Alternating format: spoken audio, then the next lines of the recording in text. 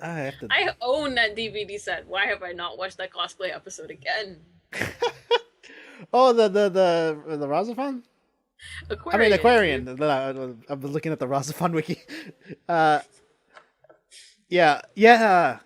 That was like, God, the show is so flawed, but so fun at the same time. This show is terrible. I know. It makes me feel like a horrible person for enjoying that show, but it is great. I would heavily recommend it to everyone in the chat, but you'll probably hate me afterwards. Yeah. You bitch. I try to push that to whenever I can, but it's hard to say that it's good because it's like, well, What's your phrase, Doctor? it's not bad. It's pretty good.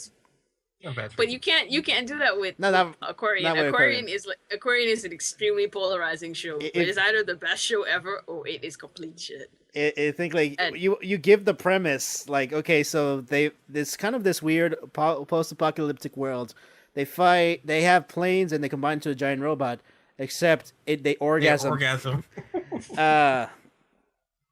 Yeah, I saw that. I've never seen the show, but I saw that video where it showed all their combinations. I'm like, wow. and I couldn't stop watching. The thing is, I want to watch this again just for the dub because I want to hear all these people dub and see how they sound. Just because it sounds really funny for them trying to fake orgasms throughout the show. I've seen that combination video, and it is entrancing. It's like you can't tear your eyes away. But you know what you don't find out from that video? The blonde chick and the blonde guy, brother and sister. Yeah. Oh, wow. That's the one thing that... She has the most super fierce Oni-chan complex I have ever seen. Whoa. The fact that she's not on his dick daily. Well, she kind of had the problem with the other girl being on his dick. Yeah, and that's right. him not telling her about it. But she is being led to believe that he is the reincarnation of her former lover, even though he never really acknowledges that in any way.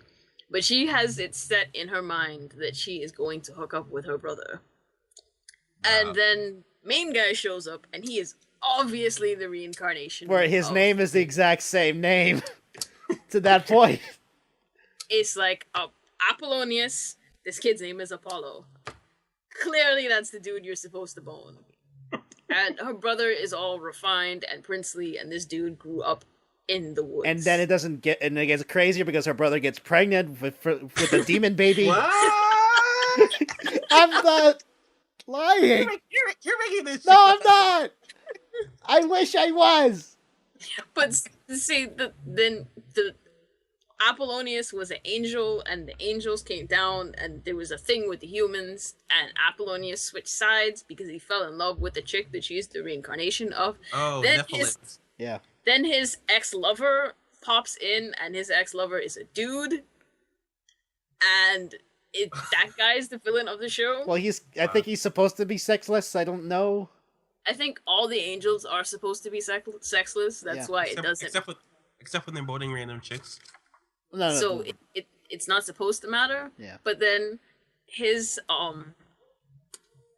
Sirius, who is the brother, is the coolest character in the show, except for Pierre. Yeah. That Mexican fucking stereotype. Wasn't he in love with a chick, and then his brother stole the chick? I thought he was trying to get with the twin girl. No, the twin girl was trying to get with him. Oh right, yeah. But nobody knew because she didn't have lines. Like even her brother, where she's voiced by the same chick. Pakuromi plays twins in this show. And like she went really hard to go to a different range just for the female girl. But in the cosplay episode, the really hardcore teacher guy, who is essentially the coach, is like, okay, you need to understand each other before you can unite and orgasm and gatai and all that stuff. Yeah. So what we're gonna do is we're gonna play dress up, and you're gonna switch clothes, and you're gonna act like that person. And everybody apparently was angry at everybody else that day. So they were all doing the most dickish side of the character. Pakuromi female gets in Pierre's clothes, and she just starts going on about I don't remember exactly what it was about his character, but the way she was talking, it was obvious she wanted to be on his dick. And her brother is just like, someone please shut this girl up or I'm going to die. But there was all sorts of things. There was a vampire who was blind, but she saw the world in crayon. Oh yeah, that's right. What? The show sounds like a bunch of writers but the thing, and drunk. also the basically the captain, and there's always a doctor. She's there on the side. Don't worry about her. Yeah. But the commander dude, he's magic. Yeah, that dude like teleports and everything. He does. The thing is, everything. He sits there the whole show. He says like the most random sentence that in no way does it make sense. Like you could look at it 34 different ways, and this sentence is garbage. Every portion of the sentence is constructed wrongly.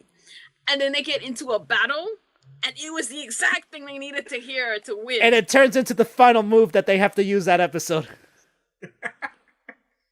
It sounds like a bunch of. But he is awesome though. He's like, if you watched Gravion, he's Sandman level. He was I love that guy. This show is basically every old mech show cliche you could think of. Everything smashed into one. I mean, you can say it's a parody, but after a while, it doesn't. It gets into its own bullshit. But but the fact that it's still fun, and also oh shit, her name, composer. Oh, Yoko Kanno. Yoko Kanno does the music, which you can hear it like immediately. But if you want to just get in for the Yoko Kanno and stay for the ridiculous, that's great. That's what I did. That's kind of the thing. Like I went in knowing, okay, so I enjoy the music, yeah, but then you realize, holy shit, this is this crazy fucking robot stuff going on. It's like, I read the premise. This show sounds stupid. Oh, Yoko Kanno. Okay. Yeah, that's the problem. She has that unfortunate habit where, like, I'll watch it because she's in it. Because I will enjoy the soundtrack. To show back to Sirius and why he was my favorite bastard in that show. There is a part of the show where they're going on like an obstacle course / treasure hunt. I don't know what the purpose of it was. Maybe they just fell into a hole and they need to escape. Sure. But it's Sirius, Apollo, the Chinese girl named Reiko. Oh yeah, her. And main chick whose name I can't remember, but it starts with S. Yeah. Sylvia, maybe? Anyway. That sounds right. Apollo and main chick pair off, even though she's very upset about the whole thing. And Sirius is taking Reika around, and Reika's everyone has their tiny little superpower, right? Yeah. Main chick is really strong. Sirius, I don't remember what he does. He's just good to fight. That's what I know. Reika, well, Pierre's power is that he kicks a soccer ball and it bursts into flames. There is a girl whose power is when she gets excited, stuff explodes. Excited, just regular excited, or excited sexual? No, like orgasm both. Excited. It's regular excited. Regular excited, yeah, but and also she is super gay for the Chinese chick. Reika. Yeah. Super gay. So in other words, if they got into something that there was a time where that happened. There was an episode where they were discussing the first time. And like half of them were talking about their first time doing a gata, and the other half were talking about the first time having sex, and nobody informed each other that they were talking about completely different things. Okay, so yeah, it was Sylvia. Yeah, so Reika's power is that she has incredibly bad luck, like stupid bad luck. Yeah. And Sirius and her are walking together. They're conversating. They seem like they get along very well. Then she falls into a trap. And they make it like 75% of the way through the course. And it gets revealed that he basically only brought her along because she would fall into all of the traps. I need to avoid him. I'm an asshole. Oh, that's awesome.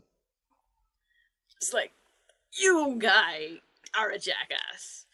But you're awesome, so it's fine. But they You probably saw it in that clip where they showed all the orgasms, but basically whoever the person is that's the head of the mech is essentially the one that's banging the other two, I guess. Sure. Well, I guess that's how it works. I guess the other two become essentially spirits on his side, and he's the actual. You see him pilot. So one day, for some reason, I think they needed Reika's power or something, but she's the head, right? And then everybody has an inverse orgasm. They're like, "Oh my god, this is terrible! This is the worst thing ever!" While orgasming, and she's like, "I'm sorry, guys."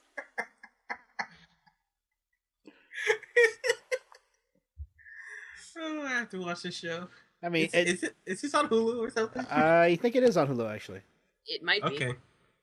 It's right after I'm done with Kenichi. I'm watching this show. Yeah, I could have sworn I seen it and was like, hey, that's funny. Yeah, and just to make sure to get this out of the way, yes, they do the gay pairings as well. They're the guy where it's all guys and all girls. Yeah. So just to get that out of the way, and yes, the whole series is on Hulu. The show had decided it had to fan service all the way. They were like, let's not fuck around. Even though we kind of got screwed with the girl version, but whatever, it was still funny. How many episodes are 20? on this? No, it's 20, between 24 and 26. I think. The dub's in there. Okay, good. Oh, it's dubbed. Oh, fuck. Well, they have both versions, sub and dub. It looks like. Okay. Also, the openings are fucking manly, even though it's sung by a chick. I haven't watched a whole from lot Canada. Of mech shows. Really, that's where Aquino is from. Yeah, weird. I haven't watched a whole bunch of mech shows, and I usually hate insert songs, but the insert song in Aquarion gets you hype. Oh yes, every time. And if you look even deeper, it's actually a love song. Yeah, and it also tells the entire story of the show, which is awesome. Which is the backstory. One of the the show has a story. Yeah, it's there. It's ridiculous, but it's there. Was it 10,000? Is that it? No, so I'm sorry, 12,000 because it says in the first episode. Well, yeah, 12,000 years, and I will love you. Yeah. Yeah. So 12,000 years ago, the two of them met. The chick was leading a resistance against the angels, and I don't remember if she helped Apollonius or what, but he turned to their side and blah blah blah.